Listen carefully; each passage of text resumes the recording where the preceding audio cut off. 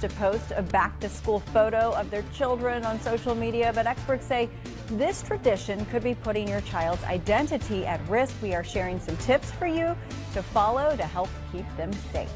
And of course, our Call 12 lines, they are open for you. We investigate stories that... All right, we're all about to see this. Those chalkboards and letterboards displaying children's names, schools, other identifying information. They will overtake social media. This happens every year as kids go back to school. Now, while these posts are well intended and they do make great keepsakes and good memories when you go back, posting them online has the potential dangers that many parents just don't realize. Online predators can look for clues to try to groom children and find out what they like and their physical location. So how can you take and post those adorable back to school photos? And you know, there's only one person who can help us answer all these questions. She knows all about this. Social media expert Marcy Thornhill is here. So welcome back. Thank you. Thank you so much, Rachel. So tell us about first the issue. People think this is harmless, and for the most part it is, but there's always a danger. There's always a danger. When you're sharing information about your children online, their name, their teacher's name, you're giving predators a lot of information at the very beginning. Now they have a photo. So just imagine if you laid your driver's license down on the street. This is the equivalent of what you're doing. You're giving information away to predators. So do you recommend doing this? I know it's something that so many parents love to do. They do. And I mean, I'm a parent. I have 2 adult daughters. But I think the best way to do it is say happy back to school. You don't have to put the teacher's name, not the grade, not in front of the school, maybe a plain background. Even minimize using your child's name on social media because you're starting to give little clues as to information about the child. So kind of reduce the amount of information you're sharing. And you know, I've seen a couple people where they just put, my child's starting middle school today, and that's all it says. So it doesn't say where. Right. But you'll still get that memory pop up in your Facebook feed or Instagram or whatever, and you'll see, oh yeah, it was this year, several years ago. You'll still get the same feeling. You will, and it's great to create the memories. Create the memories, use the plaque, but just don't post it.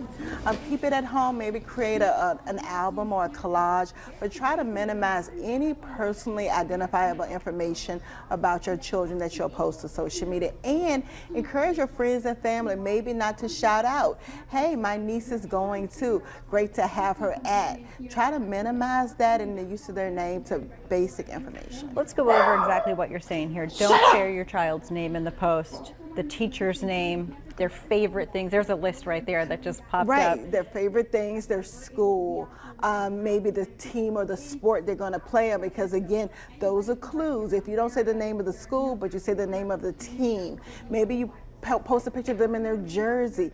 So you're giving information that predators can use to get their information, and they're not using it just to prey on the actual child, but then you're running the risk of identity theft and fraud and things of that nature as well. And it also affects college students as well.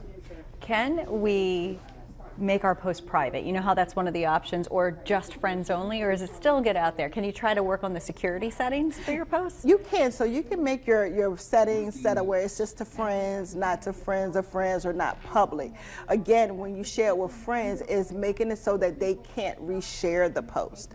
If they reshare the post, now you've opened it up to their audience and now their friends, because they may not have the same security settings. I have another really good question for you. Parents are not the only ones that are doing this. The kids themselves now have access to the phones, younger and younger these days, and they post a lot on social media. Should you use the same principle to help teach them how to be safe online? Absolutely. So we have to remember stranger danger. We have to teach them about not letting people into their lives, and that includes posting selfies and things with their friends. It's great, it's fun, we all do it, but be mindful. So tell your child, be mindful where you're standing. Don't stand in front of the school, stand against a white background.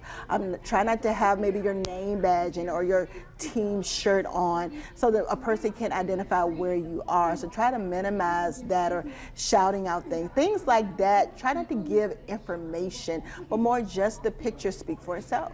And we have to think about this in this day and age, because there are people out there who Their whole job is to mine things online, get access to Social Security information, names, date of birth, and put it all together and try to steal information. That is what they literally make this their full-time job. That is their full-time job. They sit there and they just seek out information. They pull together profiles, and they're so patient because they can do this for years until they get the profile just the way they want it to then wreak havoc on your credit, on your child's records, medical records. It's just the possibilities are endless of what they do with the data. So you want to protect your children early.